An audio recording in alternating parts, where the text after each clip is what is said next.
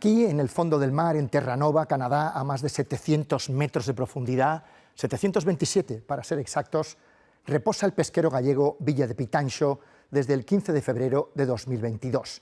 Es la primera vez que vemos estas imágenes, proceden de la investigación del hundimiento del barco. Un robot submarino se sumergió hace unos meses para ayudar a los peritos a averiguar la causa de esta tragedia, porque hay dos versiones que se contradicen.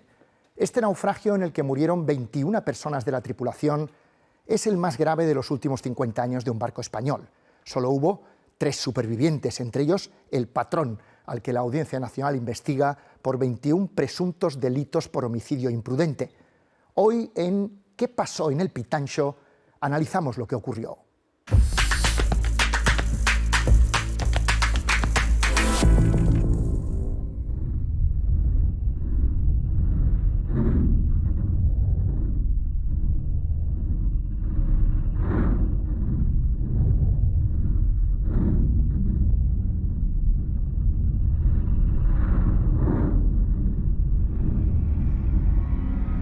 Son imágenes inéditas del arrastrero gallego Villa de Pitanxo, hundido a unos 750 metros de profundidad en aguas de Terranova. Es la tragedia más grave de la flota pesquera española en 50 años. Solo sobrevivieron 3 de los 24 tripulantes. El capitán del barco, un sobrino suyo y un marinero. 12 cadáveres continúan desaparecidos. Es duro, sí, porque realmente yo no tengo cuerpo. Mi marido debe quedar, por lo que yo pienso, atrapado en máquinas y ojalá se diera un golpe y no sufriera.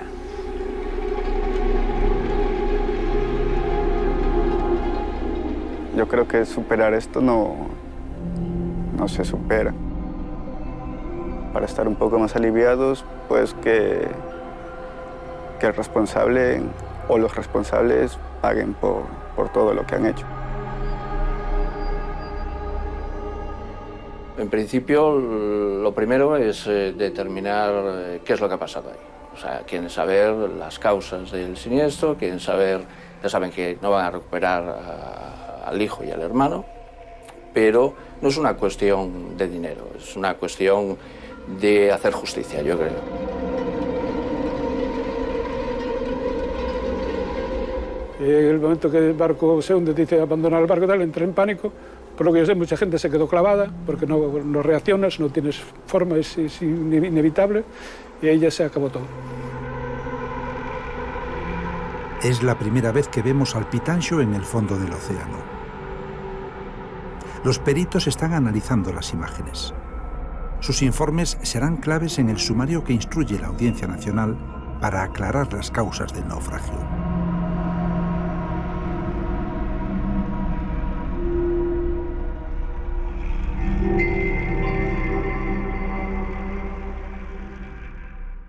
Seguido trabajando. Diego. Son las últimas imágenes, también inéditas, grabadas a bordo del Pitanxo. El 26 de enero de 2022 zarpó del puerto de Vigo para empezar la que sería su última marea. Ya nos vamos, ya. Diego era la primera vez que embarcaba. Paquirri. Y su tío Daniel le graba para inmortalizar el momento y compartir el vídeo con la familia More.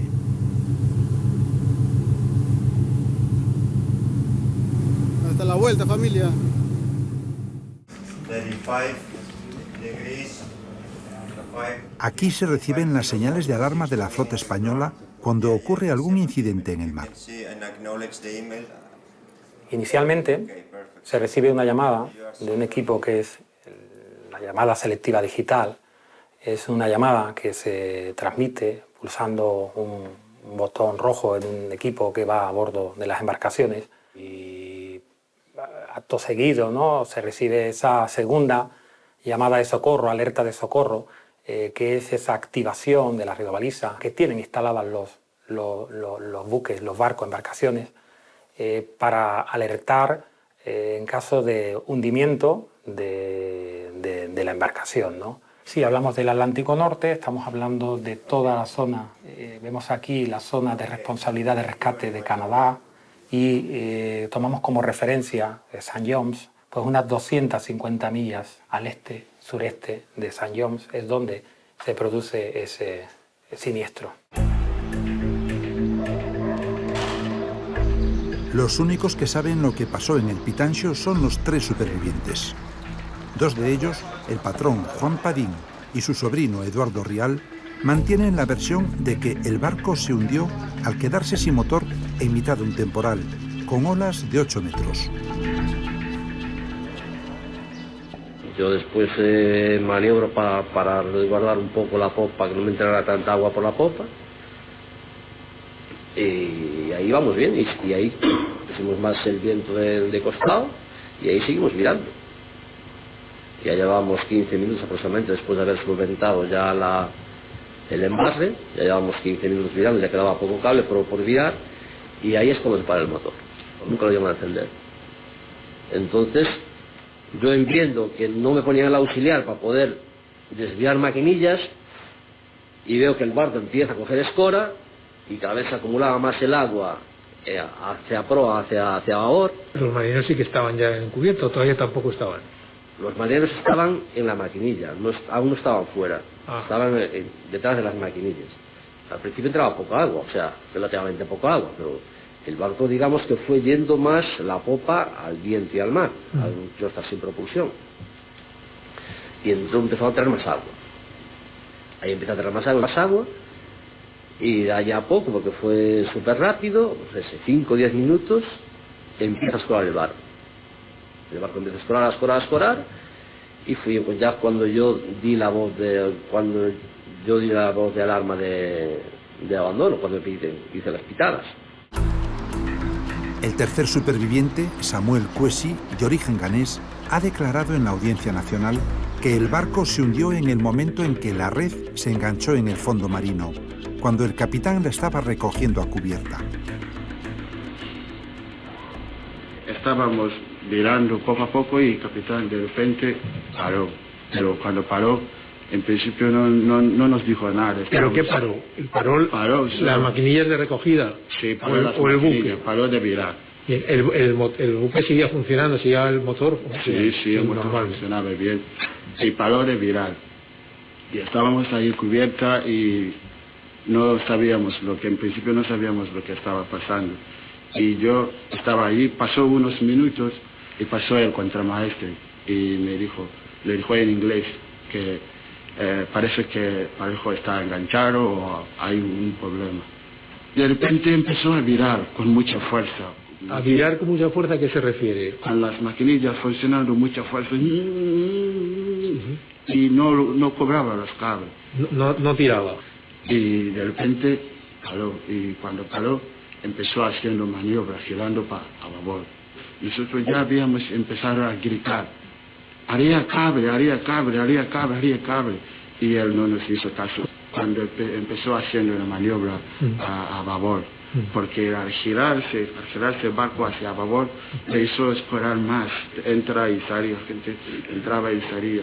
Y yo, pasó unos minutos, de repente escuché al capitán gritando, arriba, subir arriba, ponte hostias. Y ahí es cuando yo empecé a tener miedo.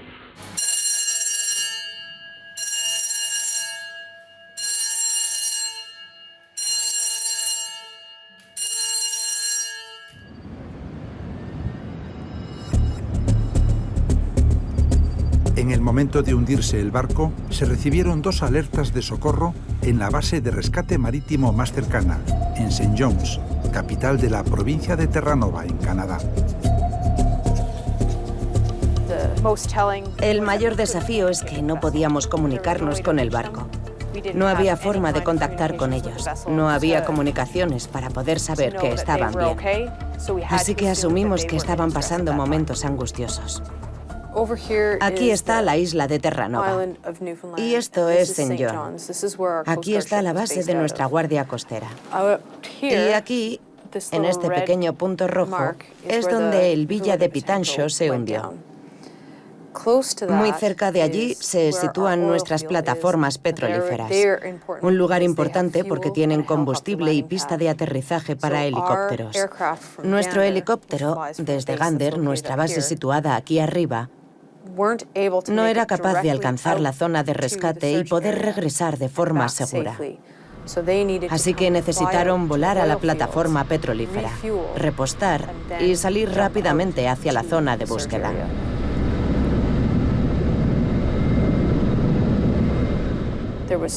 Nevaba, había ventisca y muy mala mar. Se registraron olas de 10 metros. Cualquiera que estuviera en el agua en ese momento tuvo que batallar con todas esas condiciones meteorológicas adversas.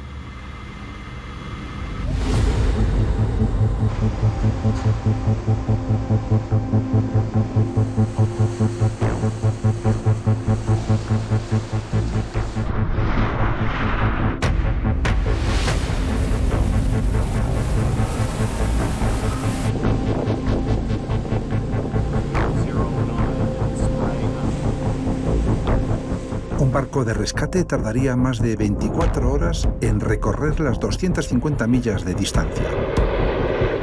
Por eso despegaron los helicópteros.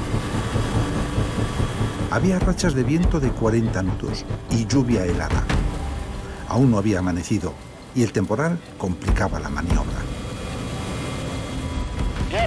Cuando llegamos a la zona, las condiciones meteorológicas eran extremas, pero permitían la búsqueda. Había muchos restos en el agua. Había ya 2 barcos de rescate. Uno de ellos había rescatado de una balsa salvavidas a supervivientes. Los tenía a bordo. La balsa salvavidas estaba a su costado. Pero había una segunda balsa y fuimos a investigar. Estaba vacía y con restos del barco hundido. Podían verse otras balsas y restos del pesquero. Así que concentramos nuestra búsqueda en esa zona, donde más probabilidades había de encontrar supervivientes.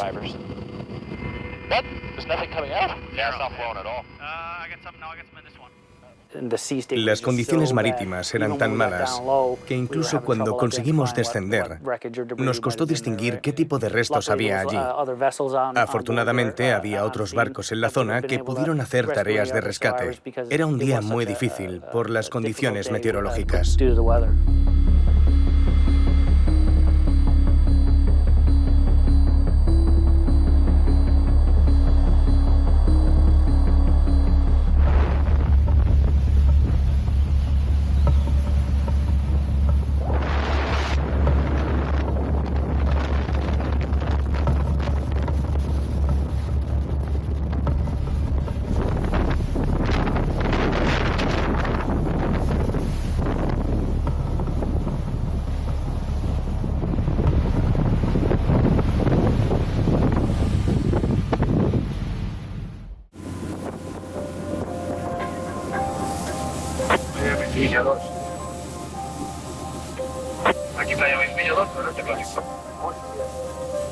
Tras 2 meses de marea en Terranova, el Playa Menduiña 2 regresa a puerto. Hace un año, la llegada del Menduiña a Cangas do Morrazo no fue tan alegre. Era el arrastrero más próximo al lugar del naufragio del Pitanxo. Rescataron a los 3 supervivientes, que estaban en un bote salvavidas. Su tripulación nunca olvidará esa tragedia. Eran las 5 de la mañana, el patrón nos dijo que había un aviso de que un barco fuera al fondo, del Pitanxo, y me preparé para la zona, me puse el traje de supervivencia, chaleco, y ya nada más llegar al sitio ya miramos chalecos vacíos, aros vacíos, luces, todo como si fuera un naufragio. ¿Cuántos consiguieron entrar en la balsa? 9. 9. ¿Quién tenía traje de supervivencia? Capitán y Eduardo. ¿Ninguno más? Sí, nadie más. La balsa ya estaba llena de agua y lo cogimos sin agua, otra vez sin agua, y empezó a gritar: Juan, mira, asesino, mira lo que has hecho. Y yo mismo le dije: mira, aún no estamos salvos porque este está roto, y esperar, chicos, hasta que... Y no es el momento de hablar de eso, que ya llevamos 5 muertos. y quedó Williams. Y cuando murió pasó poco tiempo, como mucho 3 minutos, yo lo pondré así, apareció Brian Menduña II detrás de nosotros. Una de las escasas apariciones de Samuel en público fue para agradecerle a la tripulación del Menduña su labor en el rescate. Viendo estos marineros, yo les llamo mi familia por ahora, porque antes de que ellos llegaran, nosotros ya veíamos un barco portugués, ya lo veíamos 2 horas o más, y nuestra esperanza era este barco de portugués, pero ellos no nos veían. Entonces, después de que murió Williams, poco tiempo que llegaron a ellos, estábamos los 3 mirando este barco y de repente sonó el pito de barco muy fuerte detrás de nosotros.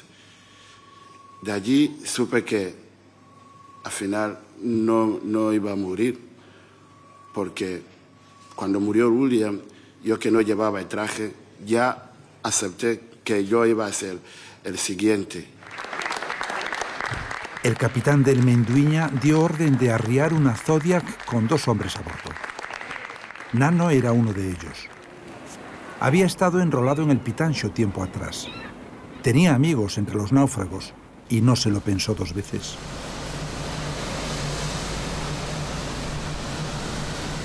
Bajamos la Zodia, nos acercamos a ellos, le preguntamos ¿vuestros compañeros? Y nos dijeron muertos, todos muertos.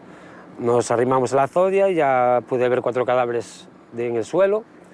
Y después procedimos a buscar a los que, por si había gente suelta. Y encontramos a 3 más sueltos. Y la gente que encontré, pues sin chaleco y solo flotaban por las botas. Samuel estaba agarrado a la balsa, tiene un... ¿cómo se llama? Un hinchable arriba, se estaba agarrado así. Y los otros 2 abajo, encima de los cadáveres. ¿Qué os decían ellos? Samuel lloraba, Edu también estaba medio en shock, y Padín también no decía nada, decía primero los cadáveres, primero los cadáveres. ¿Y a Samuel hubo que ayudarle? Samuel subió fuerte, subió rápido, que hubo que ayudarle fue a Edu, que tenía agua en el traje. Samuel fue a agarrarlo y ya subió. Subimos a 3 cadáveres y dejamos a aquellos 4 allí, en la balsa, los de la balsa. Yo cogí 3 fuera, por el mar sueltos. Y ahí a coger esos 3 fuimos arriba, cogimos aire, hablamos con el patrón y dijimos, mira, llamar a salvamento o un helicóptero o algo. Y dijeron, lo tenemos que coger nosotros. Y dijo, por las familias, hacerlo por las familias para que vuelvan a casa. Y volví a bajar.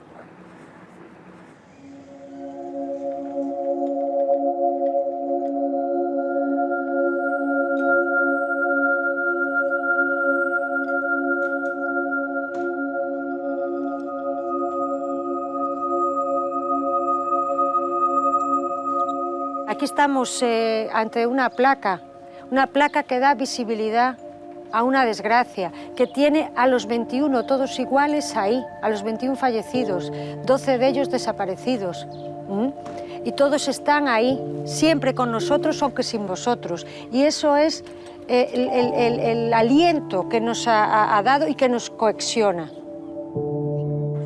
No ha sido difícil, que somos personas que no nos conocíamos previamente, que somos de 3 continentes distintos, dentro de España de 3 comunidades distintas, y tenemos cada uno nuestra forma de pensar, nuestra forma de actuar, nuestras cargas culturales, pero a todos tenemos un factor común, una unidad, que es que queríamos a los nuestros, que no queremos que perezca ese recuerdo sin haberle hecho justicia. Y eso es lo que está todavía vivo y seguirá vivo. Soy Noemí Rivas, mujer de Pedro Herrera Couso, primer oficial de máquinas, que quedó atrapado en el Villa de Pitancho. El Villa de Pitancho tenía su puerto base en Marín, Pontevedra, al igual que la Casa Armadora, el Grupo Nores. ¿Cómo está siendo la convivencia en Marín? Porque las familias tenéis un conflicto. Un poco dura. Es un pueblo pequeño. Ese es el problema, un pueblo pequeño. Y eso también te complica con el entorno de Nores. Sí, porque tengo que verlos. Quieras o no quieras, los ves en la calle, los ves. A ver, ellos no se acercan a mí, yo tampoco puedo acercarme a ellos. Pero sí se complica mucho porque fueron muchas mentiras. Muchas que nos contaron. No haberte avisado de que el barco estaba hundido, que me tuviera que enterar por mi hermana, por una red social, de llamarme, ¿no estás bien? Y yo, ¿qué pasó? Y me dice, dime que hay otro barco en Canadá de esta empresa. Y yo, no. Y yo le dije, es Pedro. Y ya apareció mi cuñado por la puerta y yo llorando, desconsoladamente y mandándole mensajes como si me fuera a contestar. De Pedro, dime que estás bien, Pedro, dime que estás bien. Y ya me quitaron el teléfono, ya vino la ambulancia, los médicos. Tuvo que coger una vecina al niño porque no era capaz de verlo. No quería que me viera en esa situación de llorar desconsoladamente en un pasillo, tirada literalmente en un pasillo. De hecho, me costó verlo 3 días, porque es igual que su padre. ¿Cuándo fue la última vez que hablaste con él? Pues el 14 de febrero, a las 12:21 de la mañana, como todos los días, para felicitarme, me acordaré siempre. Feliz San Valentín. Y mis palabras fueron, bueno, cariño, si yo te quiero todo el año, no solo un día.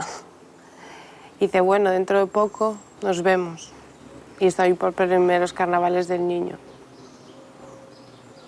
Por la puerta, no volví a entrar más.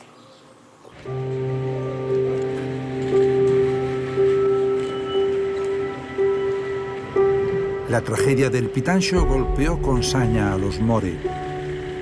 Oriundos de Perú, 5 de los 8 hermanos se vinieron a Galicia a trabajar en la pesca. 3 miembros de la familia fallecieron en el Pitancho. Uno de los hermanos, Daniel, su sobrino Diego y Edwin, un sobrino político.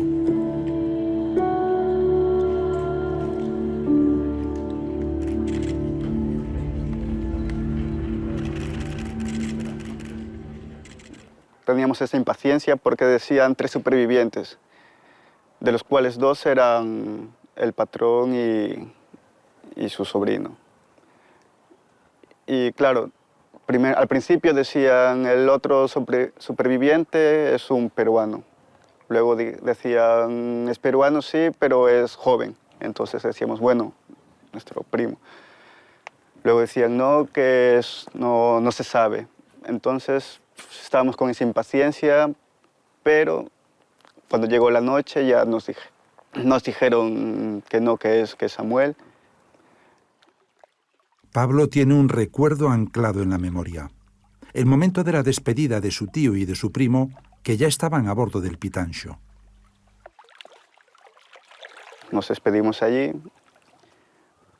pero hay algo así un poco que no sé por qué, pero cuando bajaron para las habitaciones, para los camarotes, yo no me fui del puerto. Yo me quedé ahí un rato, igual 10 o 15 minutos, ahí mirando a la ría.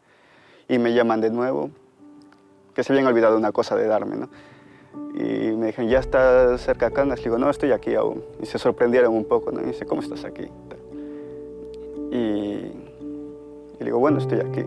Ya me dieron eso y esa fue la última vez que los miré. El sumario del Pitancho se instruye en la Audiencia Nacional. La gran incógnita es averiguar las causas del naufragio. Samuel también está personado en instrucción como acusación particular. El barco se escora por la parte de popa y de babor y por ahí empieza a entrar agua. Y entra tal cantidad de agua que finalmente acaba parando la máquina. No para la máquina antes de que entre el agua. Para la semana tenemos que organizar la agenda para las reuniones con las familias, ¿vale? Tendremos que ir a Pontevedra, Marín y a Vigo. Y bueno, vamos a ir organizando la agenda para ver cómo organizamos con cada familia individualizada. Este despacho, que representa a 17 familias, fue el que presentó la querella criminal. Perfecto, José, estamos de acuerdo. El principal investigado en la causa es el patrón del Pitanxo, Juan Enrique Padín, por 21 presuntos homicidios imprudentes. Los 21 tripulantes que perdieron la vida en el naufragio. Que las familias aquí no buscan venganza. Las familias lo que buscan es que se investigue, que se esclarezcan los hechos, que se determinen las responsabilidades y que, por lo tanto, que se haga justicia. Y también, y no menos importante, que no vuelva a ocurrir un nuevo hundimiento como este, ¿vale? Y que no haya otras familias que tengan que pasar el calvario por el que están pasando ellas, ¿no? La otra investigada es la casa armadora Nores, propietaria del Pitanxo.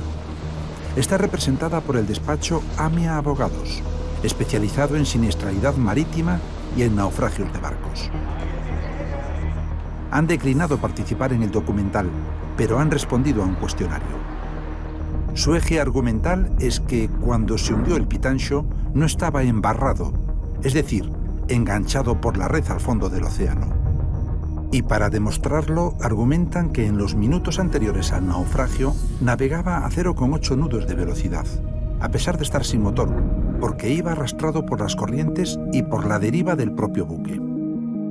Yo entiendo que hay una responsabilidad por parte de la armadora, sin duda. ¿A qué nivel? Vamos a ver qué es lo qué resultado da la instrucción. Pero, en fin, que Nores o que la empresa armadora no tenga nada que ver o simplemente se considere como inicialmente pretendían una víctima porque también han perdido el barco, yo creo que llega a ser incluso un insulto para las víctimas. El testimonio de los tripulantes del Playa de Menduiña podría ser clave en la instrucción judicial. Y en la intimidad Eduardo me dijo que el tío estaba mintiendo.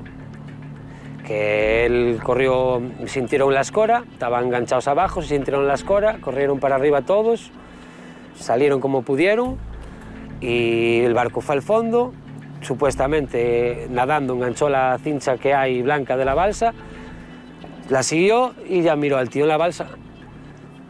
Solo me dijo, mi tío está mintiendo. El buque Ártabro, especializado en inspecciones submarinas, llegó a la zona del naufragio en mayo pasado. Una vez localizado el pecio, lo grabaron con un robot de alta tecnología manejado en remoto desde la cubierta del barco. A bordo del buque iban 3 peritos. Sus informes, extrayendo datos técnicos de estas imágenes, serán claves en la investigación judicial. Desde que se hundió el barco, las familias estuvieron reclamándole al gobierno que financiara esta misión. Fuimos nosotros los que tuvimos la carga de demostrar que había robots, que no había impedimentos legales en Canadá, todo eran excusas e impedimentos. Hubiera podido ir mucho más rápido si la bajada al barco se hubiera producido al principio, porque además hubiera sido lo más conveniente y se ha demostrado que efectivamente era la diligencia que tenía que haberse practicado.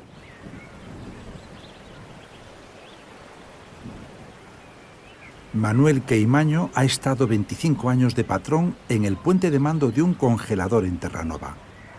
Fue uno de los pioneros en la pesca del arrastre a gran profundidad en los años 90. Empezamos en Marín en la época, digamos, más o menos buena de Namibia, alternando Namibia con el caladero de Boston, de Estados Unidos, a la pesca del calamar. Hasta que se terminó ese caladero, se terminaron las licencias en la costa americana, en Boston, Nueva York y todo por ahí.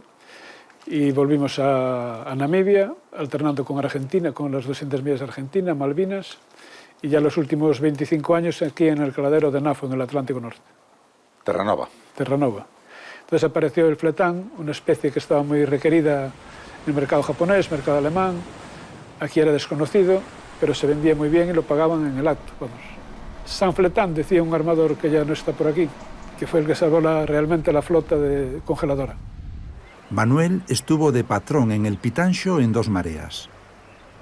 que el Pitancho era un barco muy marinero porque con mucho mal tiempo se portaba muy bien, aguantaba muy bien el rumbo, el periodo de la ola coincidía con sus características y era un barco muy bueno, sin problema ninguno, vamos, quiere decir que se comportaba bien.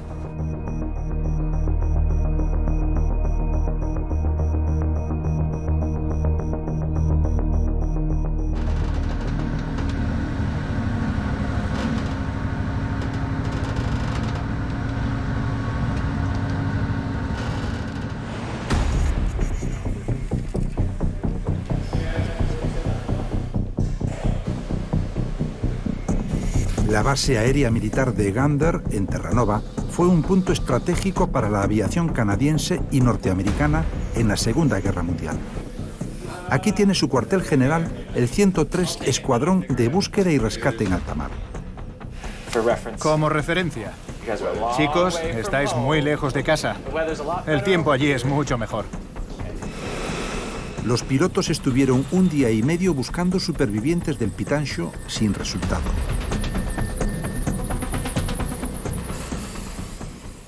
Hice todo lo que pude. Puedo mirar ahora a los familiares a los ojos y decirles, sí, lo hice lo mejor que pude aprovechando las opciones que tenía. Si hubiera habido supervivientes, los habríamos encontrado y rescatado.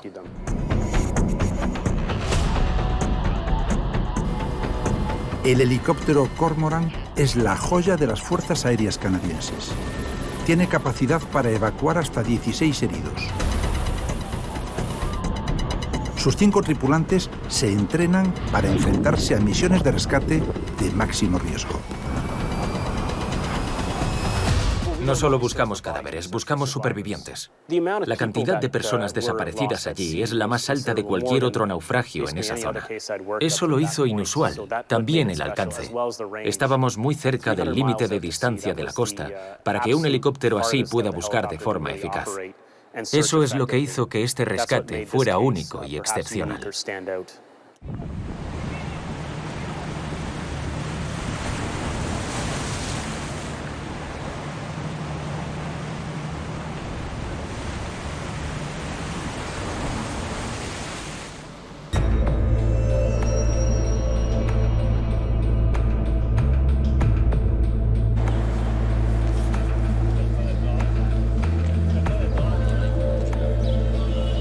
La estrecha vinculación de Terranova y su capital, Saint John's, con el norte de España es histórica. Los primeros en llegar fueron los marineros vascos al reclamo del bacalao. Después apareció la flota congeladora gallega buscando el fletán. En la actualidad hay 15 arrastreros de Pontevedra faenando en estas aguas, fuera de las 200 millas continentales de Canadá.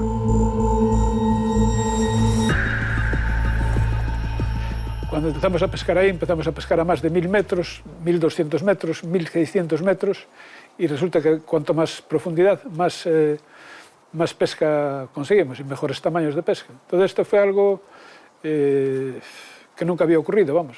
Revolucionario. Revolucionario. Fuimos echando, pues probando, digamos, fuimos a lo desconocido. Vamos para arriba, para Ponte. Bueno, el barco lleva 2 botes salvavidas a cada costado. En estos botes podría ir la tripulación entera, tanto en una banda como por otra, porque por ejemplo si el barco se escorase a un lado y fuese imposible echarlos del otro, toda la tripulación podría ir en estas balsas.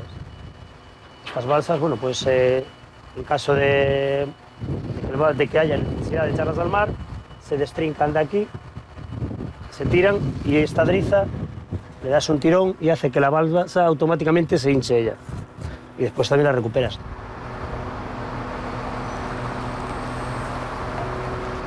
El puente, como normalmente se conoce como el puente de mando. Desde aquí es donde se maneja todo el barco. Todo el barco se maneja prácticamente desde aquí. Esos botones que me llaman la atención. Este botón es un sistema de alarma general. Estos están puestos para poner en automático y tú puedes seleccionar el tipo de alarma que quieres que suene. Automáticamente hace las pitadas correspondientes y las señales si fuera con el tifón. Por ejemplo, incendio, abandono de buque y hombre al agua. Que si pulsas ese botón es una alarma automáticamente que reciben, creo que todos los barcos y todas las estaciones. en otros barcos que al entrar o antes de salir eran el cuadro orgánico y te dice, mira, cuando hay abandono, cuando hay emergencia, tú vas en esta balsa o tienes que seguir esta línea y también te da tu traje y lo pruebas, ¿sabes? Y después hacemos un ratito, no todos los barcos, hacemos un ratito de simulacro de supervivencia, abandono y contraincendio. Sí, pero en este caso no hicimos nada de eso. Bueno, ¿y en el Pitanxo cómo era tu experiencia? ¿Se hacían simulacros? No, yo no recuerdo ningún simulacro de hacer. ¿Y en el Menduiño? Sí, en el Menduiño hacemos 2 o 3 a la marea. Aún hicimos uno ahora viniendo para casa. Solo que no en el trabajo, lo hacemos cuando es en la ruta, cuando en el trabajo tenemos que trabajar. En este barco se ha puesto un armario con todos los trajes de supervivencia y el propio también traje de bombero, porque creemos que es más cómodo aquí. Entonces los marineros saben que aquí tienen que venir a por su traje. Sí, porque este es el punto de encuentro también, digamos, en caso de cualquier abandono de buque o cualquier otra, esto es el punto de emergencia. Este es un traje de supervivencia típico, digamos, que el hombre tiene que ponérselo en un tiempo... ¿En qué tiempo? Muy rápido. No es muy complicado. No. No, los tiras normalmente. ¿Puede hacer una persona sola? Sí, no, tiene que hacerlo una persona sola. En el momento del hundimiento del Pitanxo, el lago estaba a 2 grados. En esa temperatura extrema, la única salvación de un náufrago es el traje térmico de supervivencia. 1, 2. Solo lo llevaban puesto el patrón y su sobrino. 1, 2. Entonces yo por la telefonía le digo a todos, subir con el traje y chaleco, el traje salvavidas y el traje de supervivencia para el puente, porque ahí al puente era imposible ir. Entonces, claro, la gente pues empezó a subir.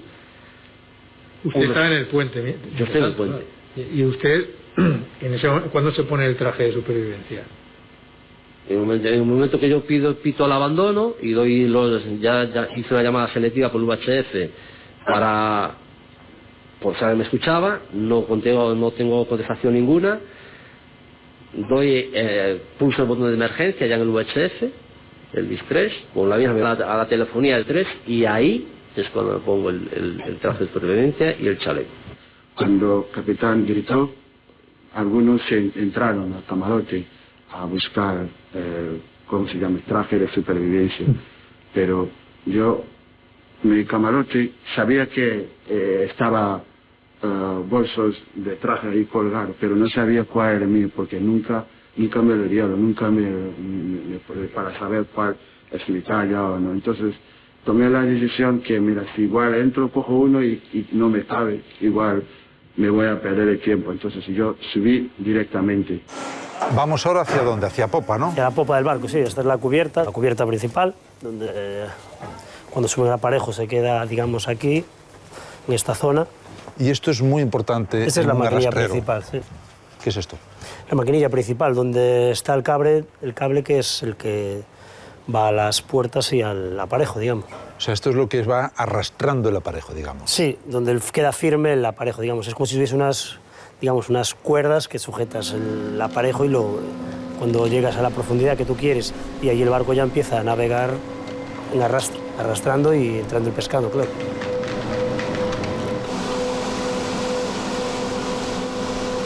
Nosotros gritábamos que saltar, incluso algunos le llamaban asesino, nos quieren matar, asesino, y no nos hizo caso. ¿Y con qué cortas la red? Si no tienes corriente, no tienes máquinas ni tienes nada. ¿Con los dientes? Nosotros tenemos, por ejemplo, aunque no haya máquina, hay rotaflex de batería. Coges, haces y listo. Pegarán latigazo el cable, que ten cuidado que no te dé un golpe, pero salvas el barco.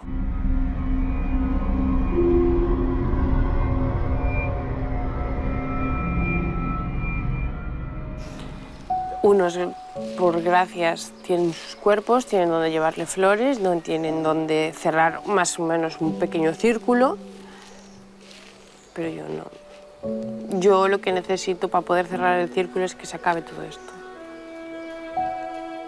y decir, fin, se acabó. Hemos luchado.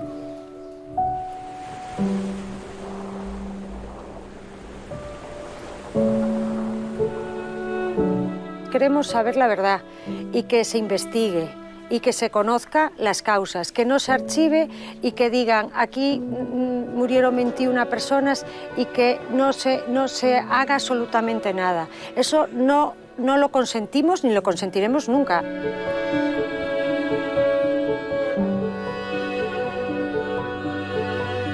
Siempre les digo, en algún momento hay que matar los demonios, ¿no? Y hay que enfrentarse a ello, vamos.